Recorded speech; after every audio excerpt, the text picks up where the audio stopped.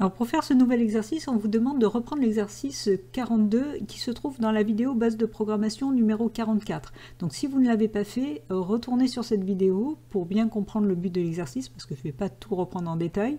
Et si vous ne l'avez pas vu aussi, regardez base de programmation numéro 45, parce qu'effectivement j'explique ce que c'est qu'une fonction. Et c'est indispensable pour pouvoir faire cet exercice-là. Donc l'exercice qu'on avait vu, l'exercice 42, le but c'était quoi? On avait en fait une saisie d'une succession de prix et l'affichage d'un total à la fin. Mais à chaque fois, il fallait demander à l'utilisateur s'il voulait saisir un nouveau prix. Et cette demande, on l'avait mis dans un module séparé, dans une procédure, où vous voyez, on bouclait sur la saisie « Avez-vous un prix à saisir ?» et on vérifiait que la personne saisisse bien O ou N. Et donc, l'appel de cette procédure, on le faisait deux fois, une fois avant la boucle, dès le début, pour savoir s'il a un premier prix à saisir, et puis une fois dans la boucle, de façon à poser la question avant de saisir chaque fois un nouveau prix. Voilà, alors ce que l'on veut, c'est optimiser et transformer cette procédure en fonction, comme on l'a expliqué dans la vidéo précédente.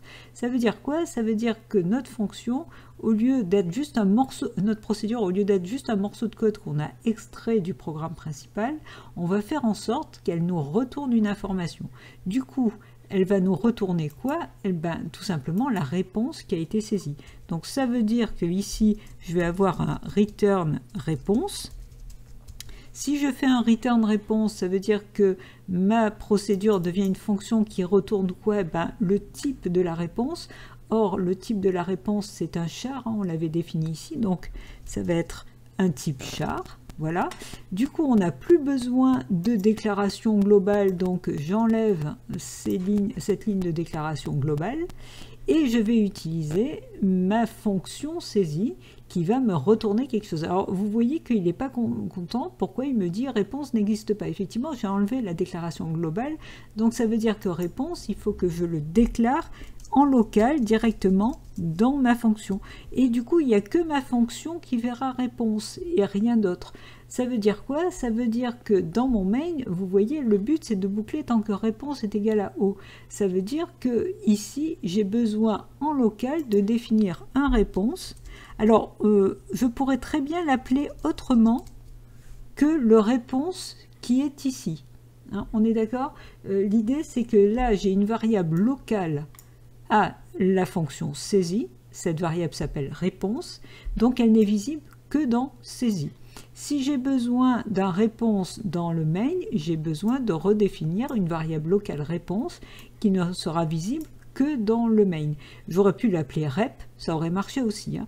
Alors là, il est pas content, mais pas pour la même raison, pas parce qu'il n'est pas déclaré, mais parce qu'il est non assigné. C'est-à-dire que je teste réponse avec O sans lui avoir affecté quelque chose. Et effectivement, c'est ici que je dois lui affecter quelque chose.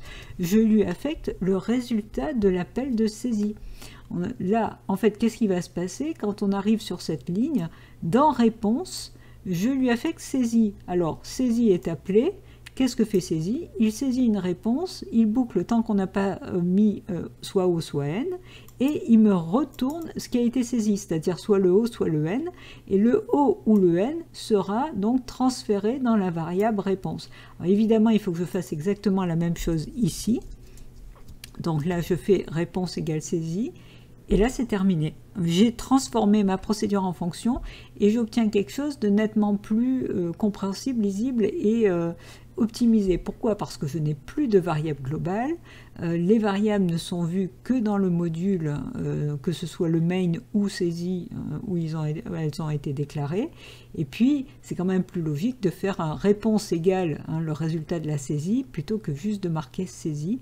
La fonction a un côté, lorsqu'on a besoin juste de récupérer une information, la fonction se manipule comme une valeur, et c'est nettement plus fluide et nettement plus compréhensible. On verra évidemment des tas d'autres exemples dans ce sens. Alors on va tout de suite tester pour voir si notre programme marche toujours par rapport à la version précédente. Voilà, donc dès le début, il me demande si j'ai un prix à saisir. Alors je vous rappelle que si je tape autre chose, par exemple B, il me redemande ce que j'ai un prix à saisir, tant que je n'ai pas tapé O ou N. Si je tape O, il me demande de saisir un prix. Puis si je continue à taper O, il me demande un nouveau prix. je continue à taper haut un nouveau prix. Et si je tape N, il m'affiche le total des prix. Donc vous voyez, le programme marche toujours. Et cette fois-ci, donc on a utilisé une fonction plutôt qu'une procédure. Voilà, c'était très court, mais c'était juste pour une mise en pratique de ce qu'on avait vu dans la vidéo précédente. Donc je vous dis à très bientôt et surtout pensez à coder.